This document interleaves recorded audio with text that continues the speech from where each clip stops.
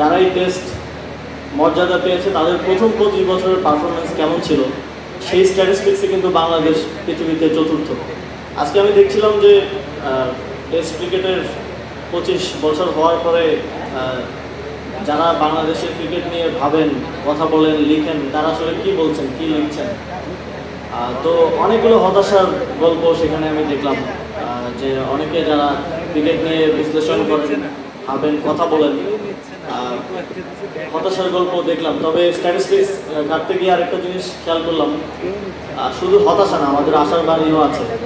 আমরা যদি আমাদের তো 25 বছর হলো টেস্ট ক্রিকেটে, আমরা যদি যাদের 100 বছর হয়েছে, 60 বছর হয়েছে তাদের সাথে তুলনা করি তাহলে মনে হবে যে স্ট্যাটিস্টিক্স ওয়াইজ আমরা অনেক পিছনে।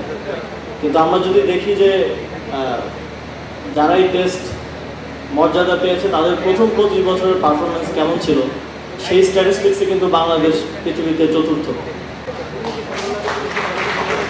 এবং গোয়িং ফরওয়ার্ড আমি বিশ্বাস করি আগামীর দিনগুলোতে আমাদের সম্ভাবনা আছে, সুযোগ আছে, এই স্ট্যাটিস্টিক্সটা আরও বেটার হবে।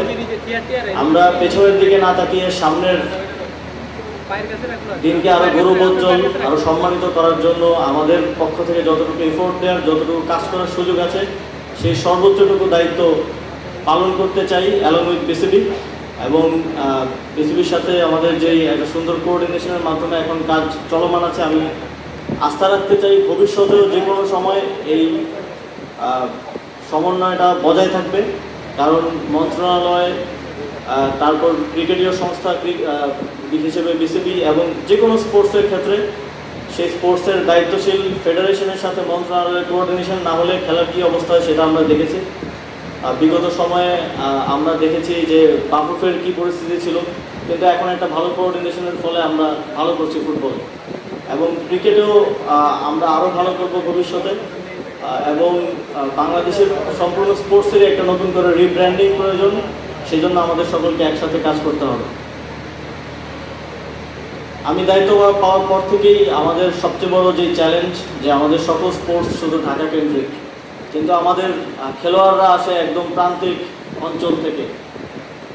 এই যে চ্যানেলটা, এটা আরও সুন্দর করার জন্য আমাদের প্রয়োজন বিকেন্দ্রীকরণ।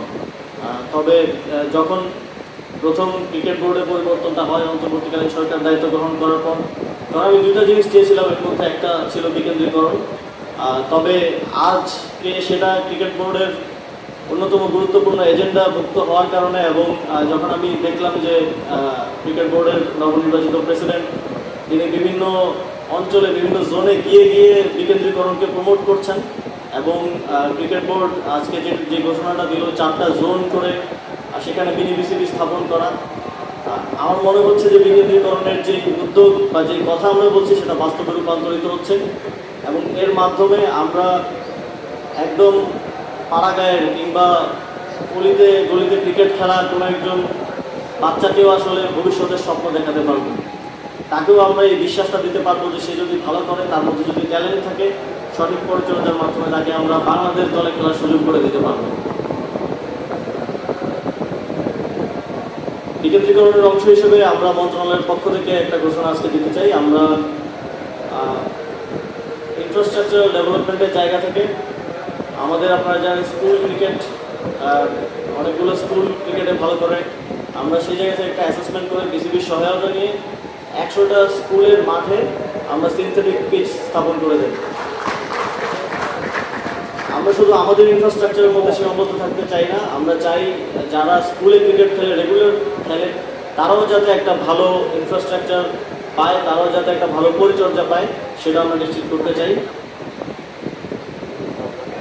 সর্বোপরি আমরা মনে করি যে একটা ভালো ক্রিকেটিং ইকোসিস্টেম তৈরির মাধ্যমে আমাদের আগামীর ভবিষ্যৎ শুধুমাত্র সম্ভাবনার, এবং সেই সম্ভাবনার দ্বার উন্মোচিত হওয়া সম্ভব আমাদের সকলের আপ্রাণ প্রচেষ্টা এবং পরিশ্রমের মধ্য দিয়ে। আপনারা সেই পরিশ্রমটা করছেন এবং এক্ষেত্রে সকল অংশীজনদের সর্বাত্মক সহযোগিতা এবং সমর্থন প্রত্যাশা করে আমার বক্তব্য শেষ করছি। আসসালামু আলাইকুম।